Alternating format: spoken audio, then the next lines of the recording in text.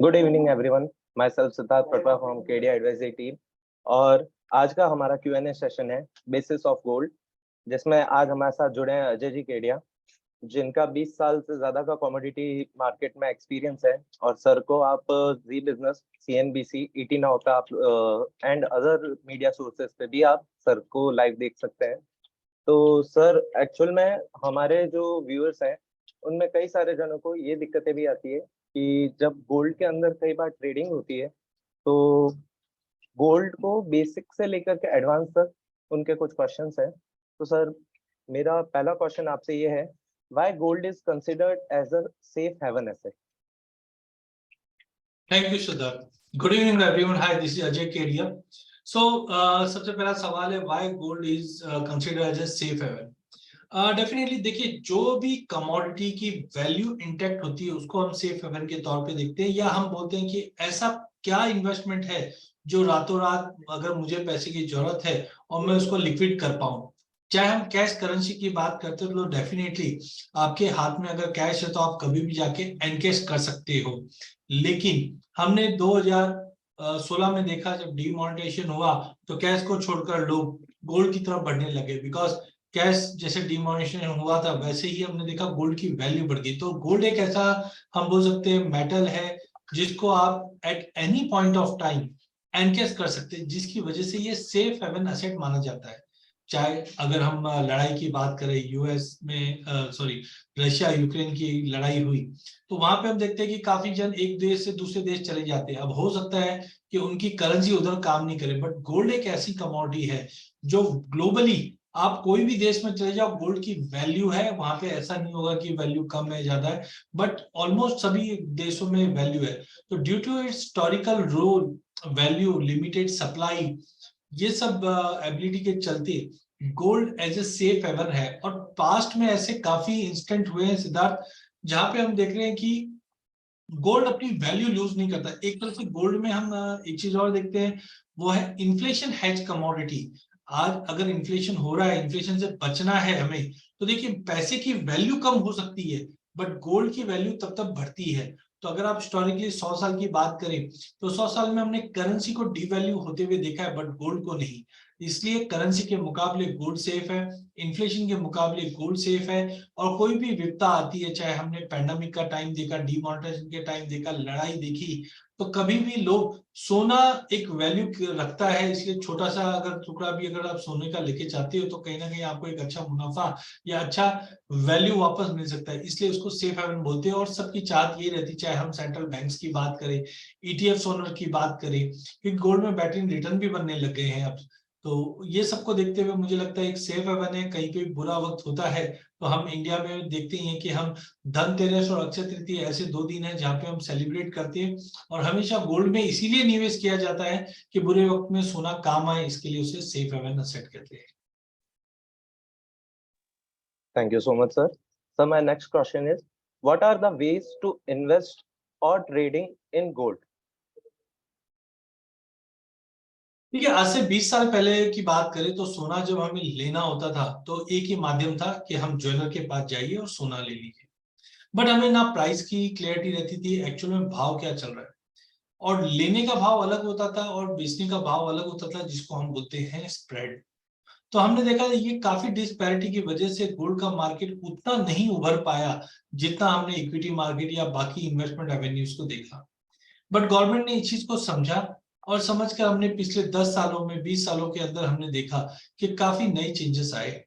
तो आज की डेट में हमारे पास वेरियस अपॉर्चुनिटीज है गोल्ड को ग्रैब करने का, इन्वेस्ट करने का या ट्रेड करने का। सबसे पहला जरिया है फिजिकल गोल्ड। आपको जब भी गोल्ड बाय करना है आप फिजिकल दुकान में जाइए, ले लीजिए। बट उसमें कुछ खामियाजा भी है, जैसे प्योरिटी का हमें पता नहीं चलता, उसके लिए गवर्नमेंट ने एक हॉल मार्किंग मैंडेटरी कर दी है। सेकेंडली, ट्रैकिंग बहुत इंपॉर्टेंट होता है कोई भी चीज के, तो गवर्नमेंट उस पर सब काम कर रही है, हॉल मार्किंग इंपॉर्टेंट है। देन गवर्नमेंट ने 2013 में इस चीज को समझा, there is a two part of gold, one is consumption of gold, one is investment of gold. तो घरों में शादी ब्याह के लिए जो हम गोल्ड बाय करते हैं वो कंजम्पशन नेचर में आता है, जिसके लिए आपको फिजिकल गोल्ड ही लेना चाहिए। लेकिन जब आप इन्वेस्टमेंट की बात करते हैं तो इन्वेस्टमेंट 2-3 तरीका हम देख सकते हैं। पहला है कि इन्वेस्टमेंट का मतलब क्या होता है। इन्वेस्टमेंट का मतलब होता है कि मैंने बाय किया और एक सर्टेन पीरियड के बाद या सर्टेन रिटर्न के बाद मैं उसको एग्जिट कर पाऊं और एक अच्छा रिटर्न बना पाऊं। तो ऐसे विकल्प हमारे पास डोमेस्टिक मार्केट में नहीं थे, तो गवर्नमेंट ने गोल्ड ईटीएफ लॉन्च किया, जो म्यूचुअल फंड में आप मात्र 500 रुपया भी उसमें इन्वेस्ट कर सकते हैं। गोल्ड सोवनियर बॉन्ड लॉन्च किया है, जहां पे आपको गोल्ड के भाव के मजे प्लस आपको 2.5% का इंटरेस्ट भी मिलता है। मतलब जैसे हम कहावत बोलते हैं ना, आम के आम गुठलियों के दाम, वैसे ही अगर आपको गोल्ड बाय करना है तो गोल्ड भी बॉन्ड के जरिए आप बाय करते हो, प्लस उस पे आपको 2.5% का इंटरेस्ट भी मिलेगा। टैक्सेशन सब चीज ऑलमोस्ट सेम ही रहता है। फिर इन्वेस्टमेंट के तौर पे गोल्ड ईटीएफ तो है ही हमारे पास। इसके अलावा फ्यूचर एक्सचेंज हमने देखा 2002 से लॉन्च कर दिए गए इंडिया में, जहां पे आप एक्सचेंज के जरिए भी गोल्ड में निवेश कर सकते हो, ट्रेड कर सकते हो, डिलीवरी ले सकते हो गोल्ड के अंदर। अब अच्छी चीज इसमें यह है कि गोल्ड के जो ये फ्यूचर डेरिवेटिव प्रोडक्ट स्टार्ट हुए हैं, इसके अंदर वेरिएशन काफी ज्यादा है। मतलब सभी लोगों के लिए कुछ ना कुछ बना है। अगर कोई बड़ा व्यापारी है तो वो सोना 1 किलो का कॉन्ट्रैक्ट में ट्रेड कर सकता है, इन्वेस्ट कर सकता है, डिलीवरी ले सकता है एक्सचेंज से। अगर छोटा व्यापारी है तो 100 ग्राम में भी ट्रेड कर सकता है। ऐसे ही हमारे पास 8 ग्राम और 1 ग्राम का मिनिमम कॉन्ट्रैक्ट भी अवेलेबल, जो वर्ल्ड में कहीं नहीं है। मतलब आपको 1 ग्राम सोना भी लेना है तो आप एक्सचेंज के थ्रू जमा करके ले सकते हैं। 8 ग्राम की गिन्नी भी ले सकते हैं। सिमिलरली गोल्ड के साथ साथ चांदी के भी हम ईटीएफ देखेंगे, फिजिकल चांदी हो गई। तो ये सारे प्रोडक्ट अवेलेबल है। साथ में अभी रिसेंटली हमने देखा कि गोल्ड के ऑप्शंस भी अवेलेबल है, क्योंकि जितने भी ज्वेलर्स और बुलियन ट्रेडर्स है, इनके लिए काफी बड़ा एक रिस्क हो जाता था प्राइस हेज करना, बिकॉज प्राइस में जिस ढंग से वॉलिटिलिटी आती है। तो ऐसे प्रोडक्ट सेबी ने और गवर्नमेंट ने मेक श्योर किए कि अवेलेबल रहे मार्केट में। चाहे अगर आपको निवेश करना है तो एमसीएक्स पे बुलडेक्स अवेलेबल है। बुलडेक्स इज अ इंडेक्स। जैसे हम इक्विटी के अंदर निफ्टी एक इंडेक्स होता है, वैसे ही एमसीएक्स के ऊपर आप बुलडेक्स देखेंगे, जो सोने और चांदी का एक इंडेक्स है। मतलब अगर आपको निवेश सोने चांदी में करना है तो आप इंडेक्स के जरिए भी, कैश सेटल प्रोडक्ट है ये, इंडेक्स के जरिए भी आप सोने चांदी में निवेश कर सकते हैं। तो दीज आर द वे जहां पे आप physical gold, gold ETF, gold सोवनियर bond, gold future, gold option, इन सब में भी आप निवेश करके ट्रेड कर सकते हैं। Thank you so much, sir. Sir, my next question is, what are the benefits and risks of trade in gold? हाँ बिल्कुल सिद्धार्थ, कोई भी चीज में जब हम निवेश करते हैं तो उसके जोखिम भी पता होने चाहिए। तो सबसे पहले तो बेनिफिट देखते हैं, गोल्ड में क्यों निवेश करना चाहिए। देखिए, गोल्ड एक इन्वेस्टमेंट हेज कमोडिटी है, और गोल्ड ने पिछले 10, 12, 15, 20 साल में अगर आप देखें तो इक्विटी से कम रिटर्न नहीं दिए, लगभग इक्विटी के जितने रिटर्न दिए हैं। तो जब हम इक्विटी में निवेश करते हैं, रिटर्न भी मिलता है, बट उसमें रिस्क पार्ट भी होता है थोड़ा बहुत। बट अगर हम गोल्ड की बात करें तो ऑलमोस्ट उतना ही रिटर्न मिला है, बट रिस्क ना के बराबर है। आज 20 साल पहले सोने का भाव अगर हम बात करें तो लगभग 4, 4,500 का था, या 2005 में 5500 का भाव था। 2010 में हमने लगभग प्राइजेस में 18,000 तक का भाव देखे। 2020 की अगर बात करें तो सोना लगभग 30,000 के करीब था, और आज अगर हम बात करें तो लगभग आप प्राइजेस आप मान के चलिए 60,000 हो गए। तो एक तरह से हम देख रहे हैं कि सेफ हेवन है, हर साल बढ़ोतरी होती है। सेकेंडली हम देखते हैं कि इक्विटी से इसमें डाइवर्सिफाइड रहता है। जब भी इक्विटी मार्केट या इकोनॉमी में कुछ कंसर्न होता है तो वो टूटता है तो सोना बढ़ता है। तो ऐसे टाइम पे आप अपने निवेश का 15 से 20% तक का हिस्सा अगर आप कमोडिटी में, खास करके गोल्ड में डाइवर्सिफाई करते हो, तो होगा क्या, जब भी इक्विटी मार्केट में करेक्शन या गिरावट आती है, जैसे 2020 में हमने देखा जब इक्विटी मार्केट नेगेटिव गया, तो सोने ने मात्र 6 महीने के अंदर अंदर, मतलब मार्च से लेके अगस्त के बीच बीच में ही 30,000 से 56,000 का छलांग लगाता हुआ दिखाई दिया। तो ऐसे टाइम पे आपके निवेश को डाइवर्सिफिकेशन की जरूरत होती है, और गोल्ड के जरिए आप डाइवर्सिफाई कर सकते हो। इन्फ्लेशन हेज कमोडिटी तो बिल्कुल ही है कि अगर आपको इन्फ्लेशन को बीट करना है तो गोल्ड में निवेश करते हुए रहिए। साथ में लिक्विडिटी, ओवरनाइट भी कहीं पे भी अगर आपको पैसे की जरूरत पड़ जाए तो आप कभी भी गोल्ड को लिक्विडेट करके पैसा ले सकते हो। तो ये तो सारे बेनिफिट है।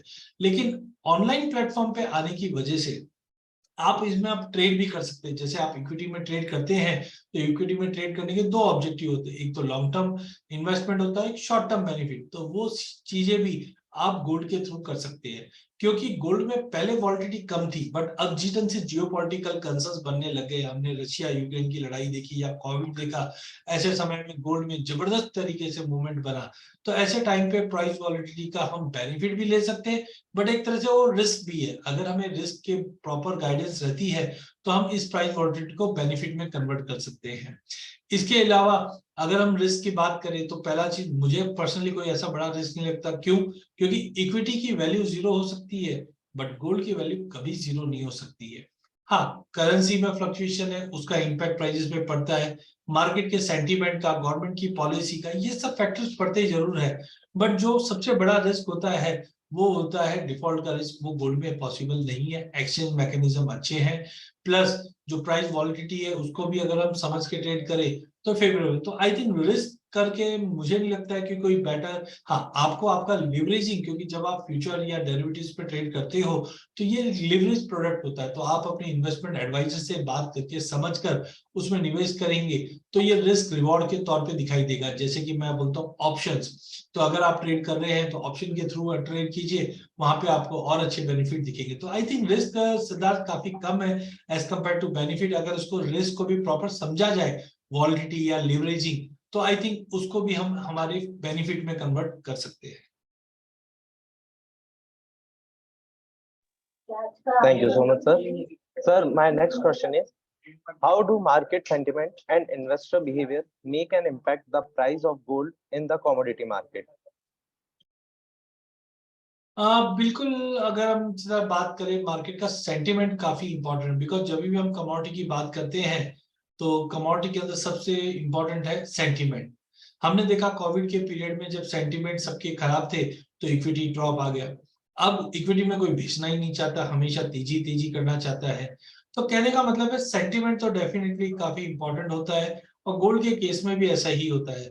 बिकॉज हम देखते हैं तीज त्योहार या कभी भी ऐसे फेस्टिवल आते हैं तो सेंटीमेंट पॉजिटिव होता है, तो हम गोल्ड के भाव में तेजी आते हुए देख पाते हैं।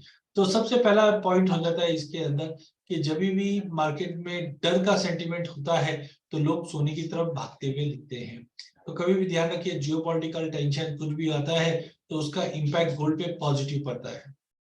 वहीं दूसरी अगर हम बात करें, रिसेशन के फियर आते हैं तो कहीं ना कहीं सोने को सपोर्ट मिलता है, बिकॉज जब भी रिसेशन होता है तो इकोनॉमी काम नहीं करती है, और जब इकोनॉमी वर्क नहीं करती है तब कहीं ना कहीं इक्विटी में करेक्शन आता है तो सोने को सेंटिमेंटली पॉजिटिव मिलता है। तो आप देखिए कोविड के समय में, या हम अगर लॉकडाउन के टाइम की बात करें या डीमोनेटाइजेशन की बात करें, तो मार्केट में जब भी रिसेशन का या ऐसा कुछ सेंटिमेंट खराब होता है तो कहीं ना कहीं गोल्ड को इसका बेनिफिट मिलता है। तो कोई भी बड़ा इवेंट हुआ, economical condition, rate of interest, monetary policy, currency movement, इसका कहीं ना कहीं एक इम्पैक्ट गोल्ड के प्राइसेस में डेफिनेटली आता है।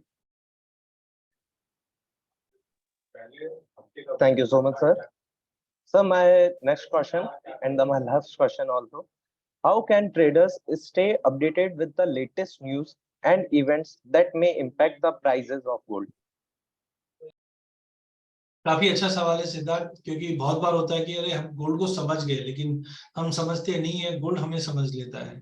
तो ऐसे टाइम पे हमें पता होना चाहिए क्या क्या ऐसे फैक्टर्स है या क्या हमें ऐसी न्यूज कहाँ मिल सकती है जिसको देखकर हम काम कर सकते हैं। तो सबसे पहले आपको समझना है कि गोल्ड का डायरेक्ट कोरिलेशन है वो डॉलर के साथ है, वो भी इनवर्सली कोरिलेशन। डॉलर में अगर गिरावट आती है तो कहीं ना कहीं सोने को एक जंप मिलता है, और जब भी डॉलर में तेजी आती है तो सोने में गिरावट आती है। तो इनवर्सली कोरिलेशन है। तो हमें पहले देखना पड़ेगा ऐसे क्या फैक्टर है जो डॉलर को मूव करते हैं। तो यूएस की इकोनॉमी, यूएस के जीडीपी नंबर, रिटेल सेल्स, ये जितने भी डेटा आता है, जॉब डेटा, इन पे आपको नजर रखनी है। बिकॉज जब भी ये डेटा आते हैं तो कहीं ना कहीं डॉलर पे इम्पैक्ट देता है, और डॉलर के इम्पैक्ट की वजह से हम गोल्ड पे भी इम्पैक्ट आते हुए देखते हैं। इसके अलावा ये डेटा मिलते कहाँ से? तो there are various website like trading view, trading ideas, then forex factory. तो यहाँ पे आप देखोगे तो डे टाइम के साथ आपको मिल जाता है कि कौन से ऐसे डेटा है जो डॉलर को इम्पैक्ट कर सकते हैं, जिसकी वजह से मार्केट में इम्पैक्ट है। इसके अलावा there are various website, financial website, जहाँ पे आपको गोल्ड से रिलेटेड काफी इंफॉर्मेशन मिलती है। चाहे हम जितने भी न्यूज वेबसाइट है उस पर भी अपडेट आती रहती है। कमोडिटी एक्सचेंज वेबसाइट, एक्सचेंज के ऊपर भी हम देखते हैं वॉल्यूम से लेकर कुछ सर्कुलर्स आते हैं, सेंट्रल बैंक के भी अनाउंसमेंट कंटिन्यू आते हैं सोशल मीडिया पे या फाइनेंशियल ब्लॉग पे, जहां से आपको कोई ना कोई, बट इंपॉर्टेंट है आपको डॉलर का कंफर्मेशन देखना है कि डॉलर में क्या मूवमेंट आ रहा है, क्योंकि डॉलर में जो भी मूवमेंट आएगा उसका इनवर्स रिलेशन हम गोल्ड से मानते हैं। तो डॉलर में गिरावट तो सोने में तेजी, डॉलर में तेजी तो सोने में गिरावट। तो forex factory, investing.com, tradingview.com, tradingideas.com, tradingeconomical.com, daily FX, FX street, ऐसे काफी वेबसाइट्स है जहां पे आप डे टू डे डॉलर से रिलेटेड कोई भी इंफॉर्मेशन देखेंगे और आपको एक आइडिया लग जाता है कि उसका इम्पैक्ट गोल्ड पे भी पड़ता हुआ दिखेगा।